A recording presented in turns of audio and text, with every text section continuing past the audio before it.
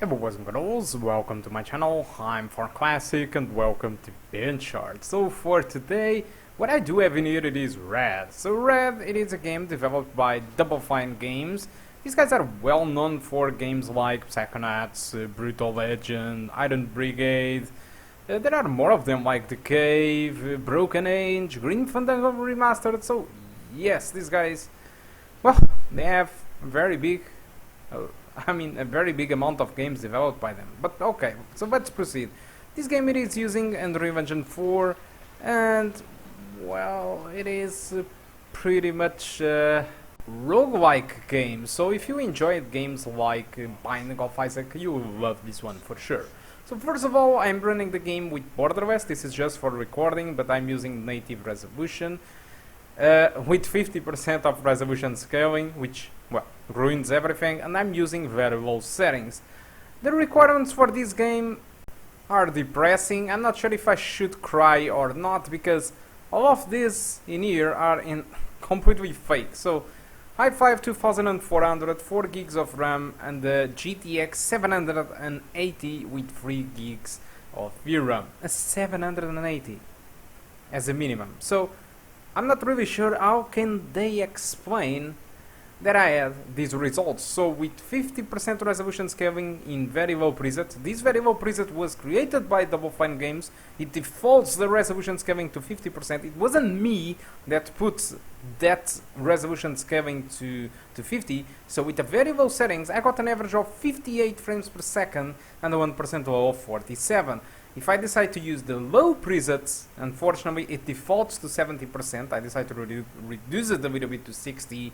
I got an average of 35 and a 1% low of 29. So pretty much a 30 frames per second experience. So if you want a 30 frames per second experience, you just need to put the game on low settings, reduce the resolution scaling from 70% to 60, and you are free to go. If you want something more close to 60 frames per second, use the very low preset. There is also an options that you can disable from very low. For example, shadows and ambient occlusion. You can disable those two and enjoy better frame rate. Unfortunately for me, the results weren't really that good comparing to very low, so I just decided to stick with very low, and the results are very good. The game feels smooth, of course.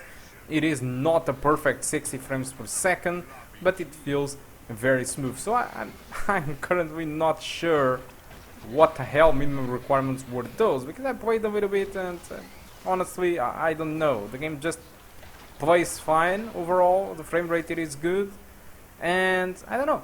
Well, okay. So the game costs $19.99 on Steam, so it's a very good price. It's cheap. It couldn't cost less than that, or we would be a little bit thinking what the hell it is, why is this so cheap, right? But yeah, it costs $19.99.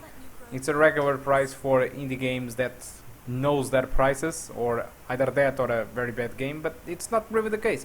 The score on Steam it is 75%, alright, but most of the complaints from the users are really the performance. I believe that most of the people are pushing the graphics of this game, which is actually demanding. I tried on my desktop and I ended up playing on low settings, but even with low settings it was pretty good, above 60 frames per second, no issues.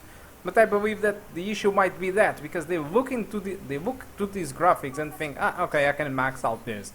But no, you can't. This is way more demanding than many AAA titles. So I believe this is one of the complaints that people are complaining on Steam. And if you go read comments, they only complain about, again, the performance and bad optimization. I think it might be a little bit bad optimized, but if you drop the settings enough, like we did in here, the performance will be excellent. And I don't see the issues in here. Everything just works fine.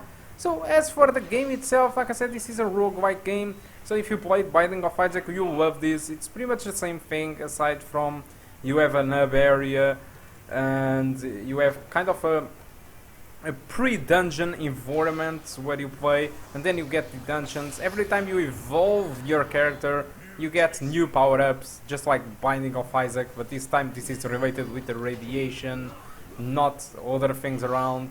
So it feels very interesting. The boss fights are good. Yeah, it's a roguelike. It's pretty much like it, and it seems, in my opinion, pretty good, and I have nothing more to say about this game. It is good, it plays fine. It is not like other people have been saying about its performance or optimization. I just played on my two systems and it was fine as long as you reduce it enough. And well, that's it. The game is cheap, it's good. What the hell, these people are complaining. Alright, so that's it guys. Thank you a lot for watching, and I do hope to see you soon. Goodbye.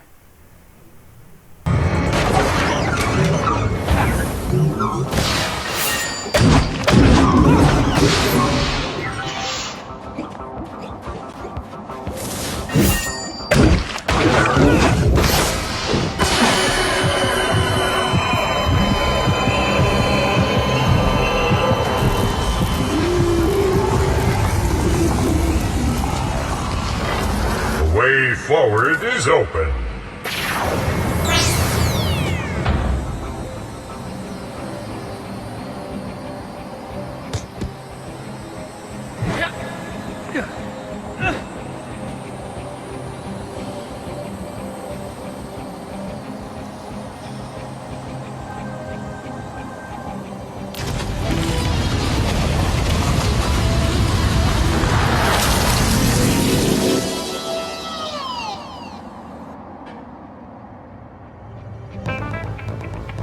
Alphas.